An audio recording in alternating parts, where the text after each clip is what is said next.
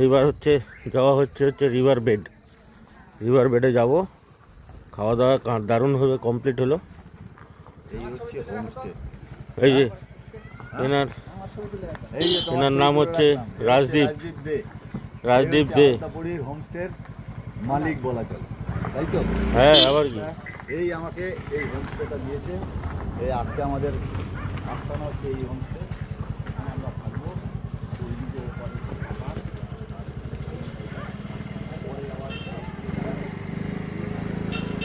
চলো, অন্ধকার হয়ে যাবে তো। চলো বাবা, অন্ধকার হয়ে যাবে। ওখানে কি রিভার বেড? রিভার। গোপ্রোটা কোথায় গেল? গোপালটা তো গাড়িতে রয়েছে। ও, নিবি নাকি?